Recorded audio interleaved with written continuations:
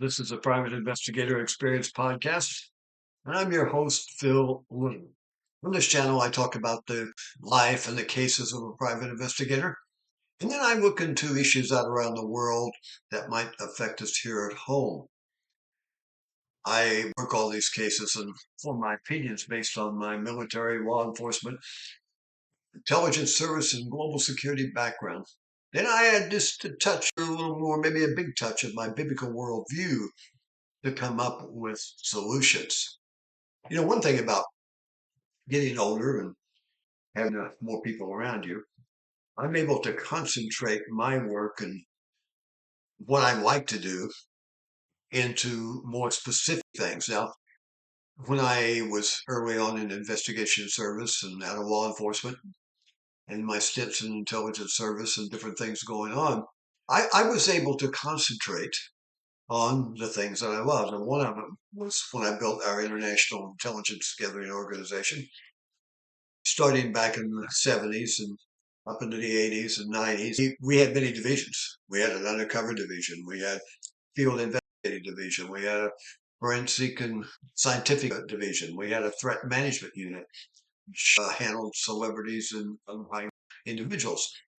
And we had we 50 females in our undercover division and hundreds of males. And I found though that when I started building the intelligence service, that that's what I really liked. I loved it. I had started my career out in Israel and southern Lebanon, and that's where I got my basic background in what was going on, counterterrorism and intelligence gathering. So I focused a lot of my time on that and had other staff members handle the other thing. I never saw it, but I was focused on that. So what I'm able to do now is I'm able to just really focus on these areas that are affecting us out around the world. And what else will kind of take care of those cases and normal things that go on in the agency. And yeah, I check in and I know what's going on. If we have an old client that calls, I'll get involved in that. But this today is another one of those things I've been able to focus my time on. What's going on at this time in our world's history? How can it affect us here at home? And what can we learn from it? Then what can we do about it? I've been watching events in the last few weeks. Guys, could we take any more? We have the war in Russia, Ukraine. We have the war with Hamas and Israel. And both of those now have spread out beyond just those two countries' borders. Then we have all the politics going on in the States. And now we have the 21-point peace plan that President Trump has come up with and Israel has accepted, and most of the Arab countries, including Qatar, had accepted it. At least at the beginning, they have. They've all said they accept it. And it's a coup what he's done with that. What this is obviously doing is forcing Hamas, which is back to the wall. If they agree to this totally, they're done. And they know that. But if they don't agree, they're done. Because Israel's going to take care of that with the U.S. backing. So this was masterfully done. And even though now, even Qatar is saying we need to flesh out, we need to negotiate on some of these points. And obviously, those would be 2 points that are non-negotiable for Israel and the U.S. That was one would be to allow Hamas to remain, keep their weapons, and be involved in a new government. I mean, that's going to happen. So that's something to really watch. Now, interesting. When I was listening to this the other day, and the president was in the Oval Office, Bibi Netanyahu from Israel, and he was talking through this, and then he was talking about the countries that had accepted it, and right after that, it was pouring in from all over the Arab world. And this first thought hit me. You might have heard me talk before the Ezekiel 38 war. It's in the Bible, the Old Testament. It's a war that's going to happen near the end times, and I won't get into some of the things that line up to kind of point when other things would be happening because that's a whole other topic. But it says with this Israel 38 war, and that is a war that Russia, Iran, Turkey, and a few of the smaller countries come together and march into Israel and going to destroy Israel. And no one helps Israel, including the U.S. But Israel, with the help of God, destroys all these forces. Now, it says in the Bible that when that time comes, Israel is going to be living at peace with their neighbors.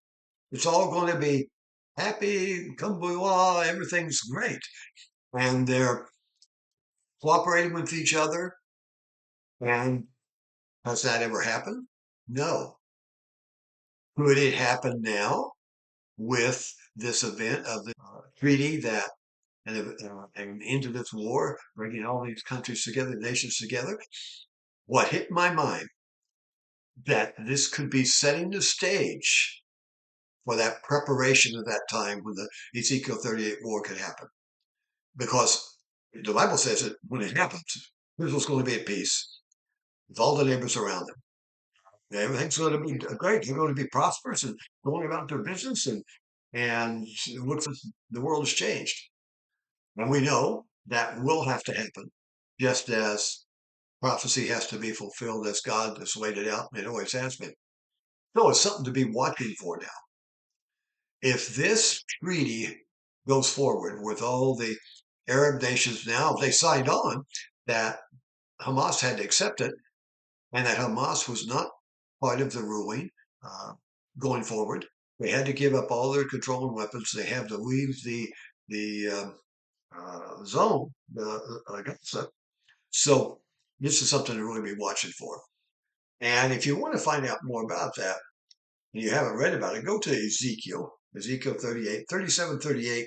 There's a whole bunch of great things there in Ezekiel that will give you some insight that you can be watching for.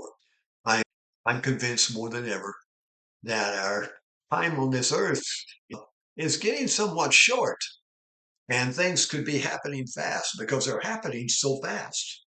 Now, I'm going to jump over to another situation in this short post, and that's with Russia and Ukraine. Now, things haven't gone along Russia's way and what they thought. I hope President Trump finally comes to the point to realize that they aren't going to negotiate a treaty. Russia can't, doesn't want to, never had any intention to. And I read an article that was on LinkedIn that it was the best summary of the situation with Russia that I've ever read. I know a little bit about history. I've studied somewhat. I've been out all over the world. I'm poking my nose into things sometimes that I shouldn't have been involved in, and others that I tried to make sure they didn't see me was involved in it. But this is really in depth, and it's laid out in one place where you can really understand, what is going on. And I just want to point this out to you, and I want to suggest that you would go read it, think about it, ponder on it. And I hope that, excuse me, that our leaders, the president, vice president, secretary of state, and the Witkoff special envoy, they would all read this and understand. And Mr. Trump, as good as a negotiator as you are, and able to get things done, you're dealing with a situation here that is completely different, I believe, than anything else that you're dealing with. Now we know that Hamas isn't to give their place there, and that's tough because that is a mindset that goes back centuries and centuries, and that's not going to change. In the same way with Russia. Now, this article, and I'm going to give you information of how to get to it, was John Cipher, and he's a non-resident senior fellow at the Atlantic Council, co-founder of Spycraft Entertainment, and close to my heart, he worked for the CIA's clandestine service for 28 years. and a recipient of the agency's Distinguished Career Intelligence Medal. Now, he also has a podcast called Mission Impossible, which I haven't checked that out yet, but I'm going to. And what he does, he bridges the worlds of intelligence, foreign service, and storytelling, helping audiences and organizations and creative teams understand complex global issues through compelling narratives. Now, in this particular one, I want to touch on a couple things to whet your appetite, to get you take a look at this. Those that know him say that he has a clear, credible insight on foreign policy, national security, and intelligence. Now, I want to go down to where he starts. And he goes on to say that half a millennium ago, Russia has projected itself as a great power, but its history is less one of enduring strength than a perpetual weaknesses disguised as might. Now, as I read, as much as I've been out around the world, what I've done, only looked at Russia as being a global power, being strong, being one to have to contend with. They're nuclear, of course, even though they stole them from us. And so, yeah, pretty. He goes on to say that at their peak, their empire covered 1/6 of the globe. But he says that this expansion concealed a reality, an autocratic, topped up by repression, xenophobia, fear, never by institutions of legitimacy or prosperity.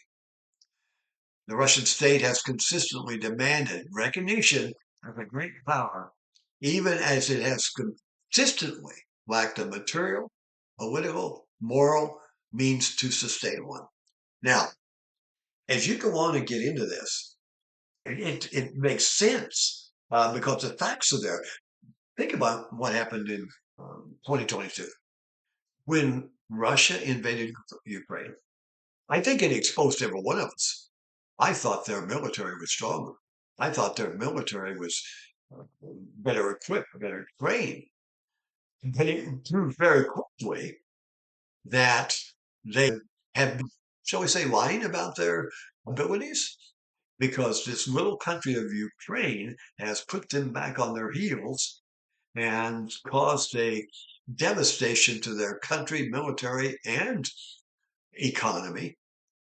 And it's been exposed now that people can see that there's a lot of talk and there's been a lot of fear created through cruelty and violence that everybody just said that Russia, because they have nuclear weapons too, that, oh, they're a great nation. So this is fascinating.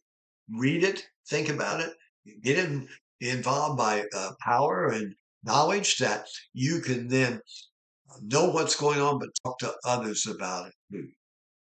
Thank you for liking and sharing and subscribing. And you know the drill. Hit that notification bell for future posts. And let me know what you think. Send me your comments. And you can leave them on any of the platforms, either podcast or YouTube or Rumble or Truth Social. And I appreciate hearing those. And I'd like to let me know. And then let me know what you think. If this opens your mind to a little different look at Russia and what the world is facing. And that means if our politicians understand really what is going on, they're going to be able to better negotiate and approach any country, which Russia or any other, but in this case, Russia. Let me know what you think. And if you have a situation in your family or business that you think a PI might be able to help you, and send the information to me at pi777 at gmail.com. And I'll let you know if one can help. One thing I've always strived to do, whether it was someone working for me that wanted to go out in business for themselves, I would help them in the way I could, give them information, try to help them succeed and be successful, particularly when they left not trying to steal any of our business, which didn't really work out for them if they tried. But, and I believe for the public good. If any of us have information that can help the public good, then we should be sharing it.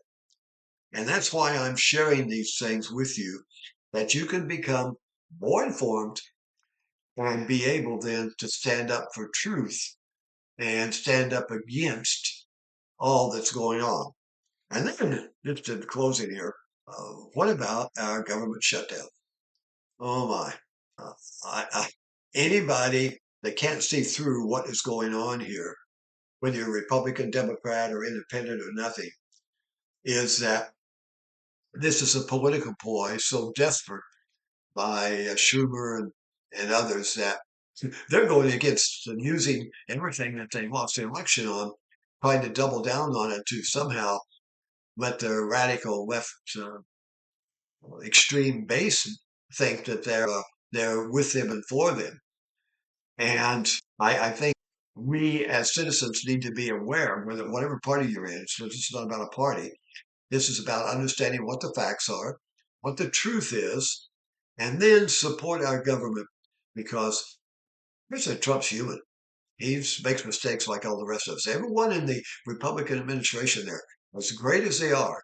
Well, by the way, did you keep the Secretary of War's speech yesterday to the military? My heart was weeping. I remember boot camp. I had boot camp, and it was real boot camp. With real barbed wire and live bullets. And as a young kid, crawling through those things. And we're going to get back. I haven't heard one thing from the military and anybody I know or listening to or involved with that found any fault with that. They were all saying, yes, it's about time. So we have a lot going on right now. We're improving our military.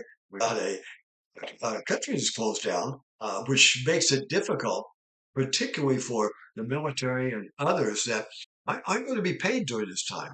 So hopefully, enough of the Democrats will wake up and they'll vote to open this up and shut down the shutdown, and we'll come back and keep making America great because, hey, we've got 3.5 years yet almost and hopefully then onward from that to keep making America great and giving each one of us a freedom that we were given by our Constitution, that for free speech and freedom of religion and Second Amendment rights, that will continue on for us and will ensure that we maintain a free society and one where the government works for us, not we are working for the government.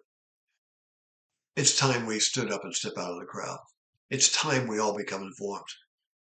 I hope the things that have been going on, plus the assassination of Charlie Kirk, which has awakened a multi-million people, tens of millions across the United States and around the world, that our freedom is on the line every day.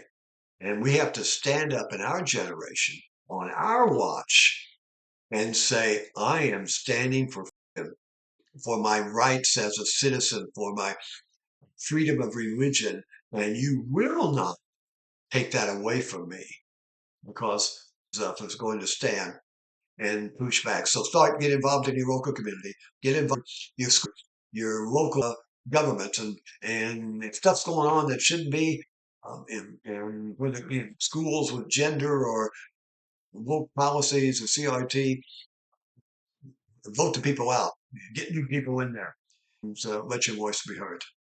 So thank you for liking and sharing, and may God bless you. May God bless your family, and may God bless your